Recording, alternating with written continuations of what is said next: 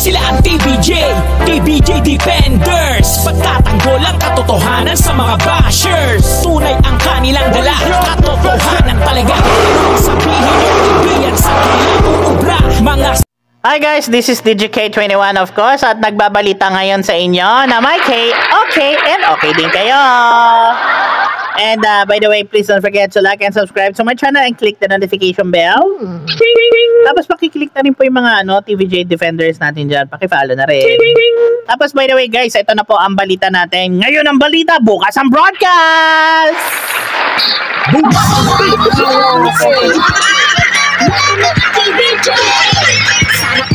So ito na nga nangyari guys. Oh my god, yung mga fake vloggers, mga nagfi-fake news, ayan, nadali kayo ngayon ni Vico Sotto.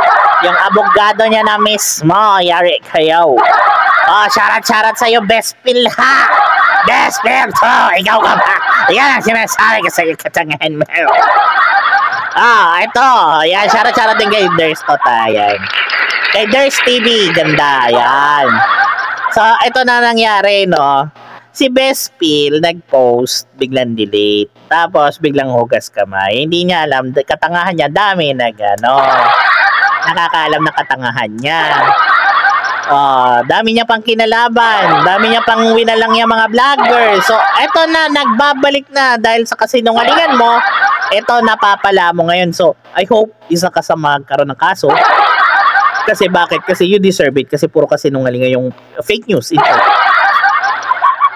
Fake news ka sa mga pinaggagawa mo. Natin si Vessi na kung saan biglang cambio matapos mag-post ang hindi maganda laban kay Vico Sotto. Hugas kamay na po si Bes sa takot na siya. Lagyan mo ng sabon, detergent, acido, wala ka na magagawa. Alam mo yan, Bes, kasi yung pinaggagawa mo hindi maganda. Yan ang katangahan mo, tapos mayor pa. Hindi naman siya sa showbiz. Government yan. Huwag minsan tatanga-tanga. Pag ang topic mo showbiz ka lang dapat. Pag political vlogger ka, di mag-political vlogger ka, but make sure na may katibayan ka. Wala kang katibayan doon sa pinost mong katangahan nung nakarang araw. Ngayon, eto, nag-backfire sa'yo. Tapos sabay nag-post, hindi ako yan. Ganon, di wow.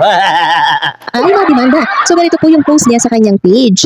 Mabuti tagapamahala ng Pasig at kabutihing mayor, #Vico Sotto. Hindi po totoo ang kumakalat na post. Kayo po dapat na respeto sa gwapo ninyo, never ko kayo i-bash. Love you, Kois Vico. Tapos nag-share pa siya ng picture nitong si Vico Sotto, no? O, di ba, ang bait ni Besh, may paghugas ng kamay. Di ba, naghugas ng kamay na ang siraulo, di wow.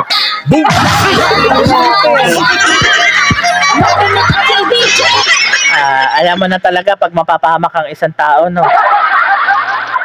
Hindi mo matatakasan ng kasalanan dahil kalat na sa lahat ng social media. So may bago po siyang tinitira ngayon, si Manila Toits, na kung saan ay pinost. Ayan, si Manila Toits, guys. Ilang beses niya na po, crush niya ito.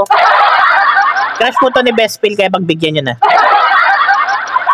Niya po ang mukha ni Manila Toits sa page niya at hinihikayat itong umanib sa tahanang pinakamasaya ng Tape Bulaga. So parang nangaasar na lang si Bes, kaya naman siya pinagtatawanan ng mga taong nakapalo sa kanya. Ewan ko lang kung nakita na yan ni Toits. Nagbabangayan na po ang vlogger ng Tape at TVJ Defender. Dahil ang TVJ Defender kasi, tinatama lang nila yung mga mali na nakikita. Tama, eto guys, no, hindi naman po kami nagsishare ng mali. Hanggat maaari guys, bago namin i-broadcast sa inyo, may resibo kami, may pruweba. Ang problema kasi sa mga pasaway na taong ito, they like kasinungalingan. Tapos pag nasusukol sila, sorry, tago, offline. Sabihin na-hack yung account ko, ganon. Ganon yung mga estilo nila. So, which is it's not new. We're used to it, pero alam namin kung paano kayo dalihin. Kita po nila dito po sa Tape Bulaga na Defender. Kung wala nang mali, di naman kami nangingialam. Huwag lang idadrag pababa yung TVJ. Dahil syempre, makikialam ang TVJ Defender. So natagurian pa kaming TVJ Defender kung di namin de-depend. Kaya naman kami nangingialam pag nagsasabi ang isang tao ng kasinungalingan na hindi totoo or paninirang puri sa TVJ itself. At kami lulukuhin nyo. Paano kami lulukuhin? Ang tagal na namin. Alam na namin yung history na mga yan, and some people are common friends within these people also. Tanga-tanga. Minsan kasi yung katangahan din ng mga vlogger na fake vlogger dyan, ayus-ayusin nyo yung pagre-research nyo. Kaya kayo nababalikan din ng mga TVJ Defenders. Baka si Ders TV pa nga lang, ikagatin na kayo niya. Gano'n na lang kayo eh. Di wow, ay, go.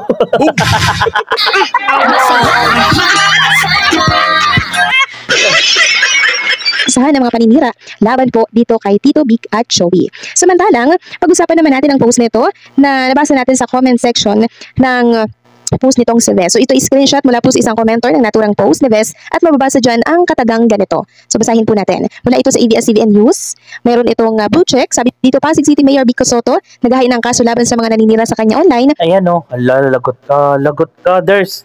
Oy,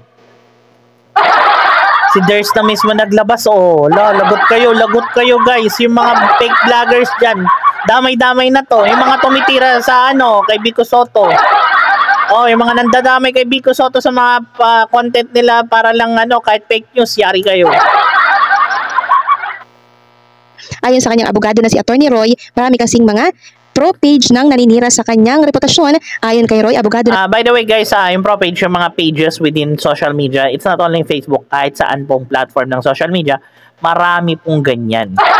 So mag-ingat kayo ha.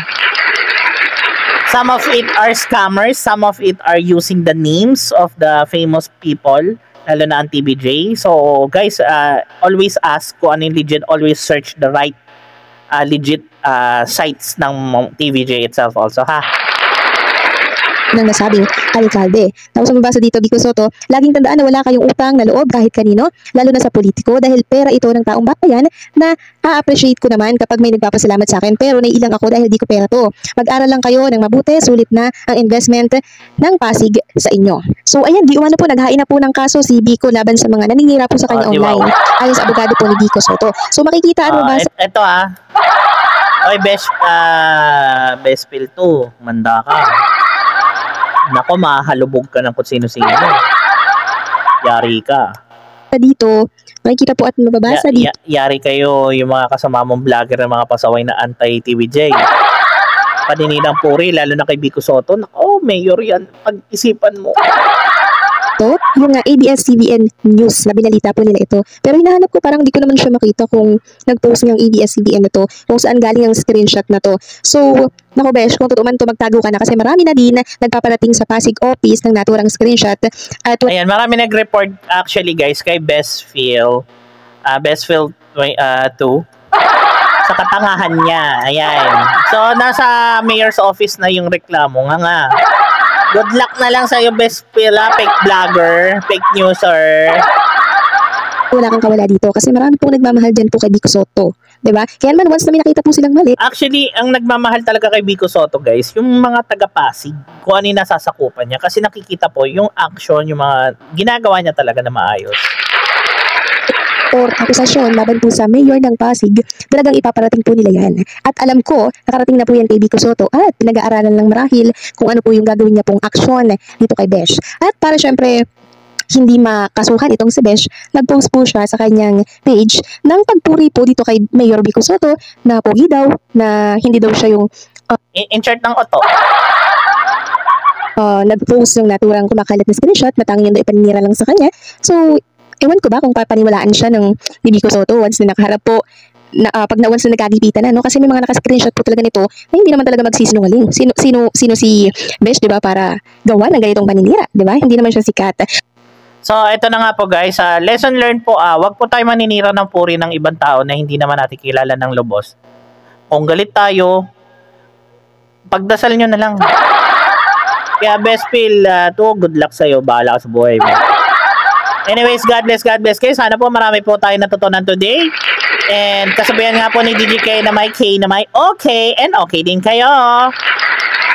Always be kind, be yourself, be authentic, and be original. And lots of love to everyone na mga ka-TVJ legit uppercuts natin. And please don't forget to like and subscribe to my channel. Click the notification bell, of course. Pakiclick na rin po yung mga ka-TVJ defenders natin dyan sa baba. Tapos, shoutout po sa lahat ng mga ka-TVJ legit uppercuts. Salamat po sa pag-share sa family, friends, and loved one. This is DJK. Nagsasabing, bye!